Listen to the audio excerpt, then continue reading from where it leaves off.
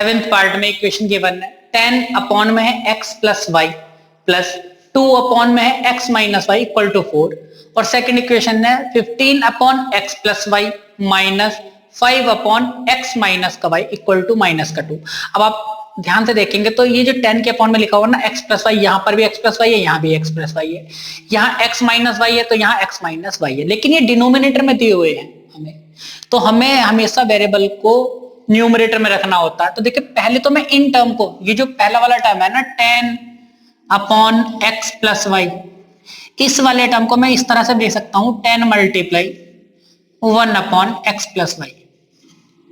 अब आप देखिए 10 की मल्टीप्लाई 1 से जाएगी कितना 10 और ये x प्लस वाई ऐसे रहा। इसी तरह से जो 2 अपॉन x माइनस का y है, इसे हम कैसे लिखेंगे 2 मल्टीप्लाई 1 अपॉन x माइनस का y, इस तरह से मैं लिख सकता हूं। तो मैंने ये जो 10 है ना ये बाहर लिख दिया और यहाँ 1 लिख दिया और इसे मैंने ब्रैकेट में लिख दिया। इसी तरह से देखिए ये 2 जो था बाहर आ गया, यहाँ बचेगा 1। ये जो 15 था ये आ गया बाहर और ये जो 5 था ना ये यहाँ आ गया और हमारा 1 से मैंने यहाँ लिख दिया 1। ठीक, तो इन सभी टर्म को मैं इस तरह से ले सकता हूं। अब देखिए ये वाला टर्म और ये वाला टर्म सेम हो गया, ये वाला टर्म और ये वाला टर्म भी सेम हो गया। अब मैं इन दोनों को लेट कर रहा हूं, let 1 upon x plus y, ये तो p है, और 1 अपॉन x माइनस वाई जो है वो q है। तो पहला वाला टर्म ये जो है p है और ये q है। तो देखिए पहला वाला जो हमारी इक्वेशन हो जाएगी ना तो ये बनेगी 10, इतने की जगह मैं क्या रख दूंगा p, तो ये हो जाएगी हमारी इक्वेशन 10p प्लस 2, इसकी जगह मैं क्या रखूंगा q, तो कितना हो जाएगा 2q और इक्वल टू में 4। ये मैंने इक्वेशन 1 और 2 मानी थी, तो ये हो जाएगी हमारी इक्वेशन 3। अब इसी तरह से देखिए सेकेंड इक्वेशन को 15, इसकी जगह मैं क्या रखूंगा p, तो ये हो जाएगा 15p माइनस ये हो जाएगा हमारा 5q इक्वल टू माइनस का 2। ये हो जाएगी हमारी इक्वेशन नंबर 4। अब आप देखिए ये हमारी p और q में एक लीनियर इक्वेशन हो गई 2 वेरिएबल में, ठीक है ना। इन दोनों इक्वेशन को सॉल्व करते हैं। तो देखिए यहां पर हमने q का कोफिशिएंट देखा वो कितना है 2, q यहां पर q का कोफिशिएंट कितना 5। अगर मैं इस वाले टर्म को 5 से मल्टीप्लाई कर दूं और इस q 5q वाले को 2 से मल्टीप्लाई कर देते हैं, तो देखिए 5 2 जा 10 हो जाएगा q और ये कितना हो जाएगा 10 हो जाएगा, ठीक है ना। आपस में अदला बदली करके कोफिशिएंट की मल्टीप्लाई कर देते हैं। 5 यहाँ है, इसका कोफिशिएंट तो ऊपर वाली इक्वेशन को 5 से मल्टीप्लाई करेंगे। यहाँ q का कोफिशिएंट 2 है तो नीचे वाली इक्वेशन को 2 से मल्टीप्लाई कर दिया, तो इससे हमारे q के कोफिशिएंट एक जैसे बन जाएंगे। लिख रहे हैं multiply equation 3 by 5 and equation 4 by 2। तो देखिए जब 5 से मल्टीप्लाई हम करेंगे ना पूरी इक्वेशन की होगी, तो 5 की मल्टीप्लाई 10 हो जाएगी, कितना हो जाएगा 50p प्लस 5 2 जा 10q इक्वल टू 5 4 जा 20।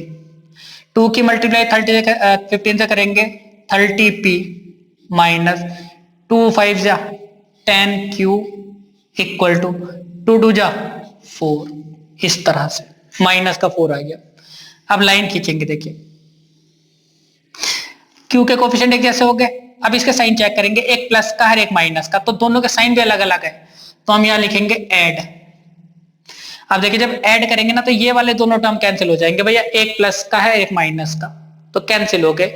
अब देखिए ये हो जाएगा 50p 30p, कितना हो जाएगा 80p इक्वल टू ये 20 है माइनस 4, कितना बचेगा 16। 80p के साथ मल्टीप्लाई में है वो राइट हैंड साइड में जाके किस में आ जाएगा डिवाइड में आ जाएगा। ये हमेशा याद रखना था, ये वाला जो टर्म होता है ना ये ही अपॉन में जाता है इधर, ठीक। तो 16 1 जा 16, 16 5 जा 80, तो p हमारा कितना हो जाएगा 1/5 हो जाएगा। लेकिन p की जगह मुझे क्या पुट करना है 1 अपॉन x प्लस वाई, तो मैंने यहां लिखा 1 upon x plus y equal to 1/5। अब आप बड़े ध्यान से देखिए, यहां पर भी 1 है, यहां भी 1 है, और अपॉन में x plus y equal to, और इधर की तरफ है 5, तो इसका मतलब ये होगा कि x प्लस वाई जो है वो 5 के इक्वल है, इक्वल टू 5। ये मैंने मान ली इक्वेशन 5। देखिए ये एक दूसरी लीनियर इक्वेशन आई है जो x और y के टर्म में आई है, आर इक्वल टू 5, ठीक है ना। p की वैल्यू मैंने फाइंड कर ली थी, p की वैल्यू मैं थर्ड इक्वेशन में पुट करके q की वैल्यू फाइंड कर रहा हूं, तो लिख रहे हैं फ्रॉम इक्वेशन 3, इसे मैं रफ कर रहा हूं, लिख रहे हैं फ्रॉम इक्वेशन 3,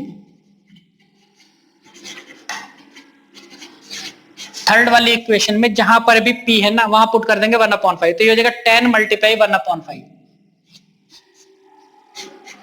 प्लस 2q ऐसे रहेगा और इक्वल टू में आ जाएगा 4। देखिए 5 1 जा 5, 5 2 जा 10, तो इधर प्लस का 2 बचा, 2 1 जा 2, ये 2q ऐसे रहा, ये जो प्लस का 2 था राइट साइड में जाके माइनस का हो जाएगा इस तरह से, तो 2q इक्वल टू कितना हो जाएगा 2, और q इक्वल टू हो जाएगा 2/2, तो 2 1 जा 2, q इक्वल टू कितना आ जाएगा 1 आ जाएगा, तो q की वैल्यू आ गई 1। अब q की जगह में क्या पुट कर सकते हैं, 1/x माइनस का y, तो मैंने यहां लिखा 1/x minus y equal to 1, ठीक है ना।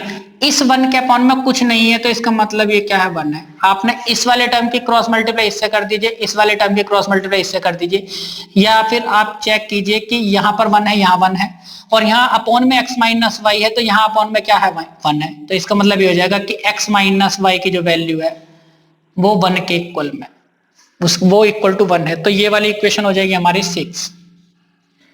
अब देखिए फिफ्थ और सिक्स्थ इक्वेशन हमारी x और y के में है, तो इन दोनों को सॉल्व करेंगे हम।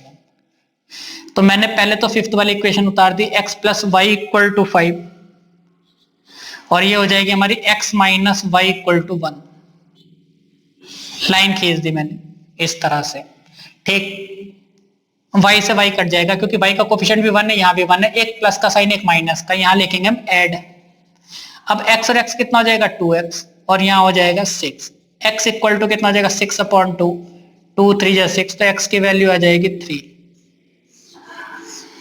x की वैल्यू हम किसी भी इक्वेशन में पुट कर सकते हैं, मैं 6 में पुट कर रहा हूं, लिख रहे हैं फ्रॉम इक्वेशन 6। आप किसी भी इक्वेशन में पुट कर दीजिए, वैल्यू जरूर आएगी।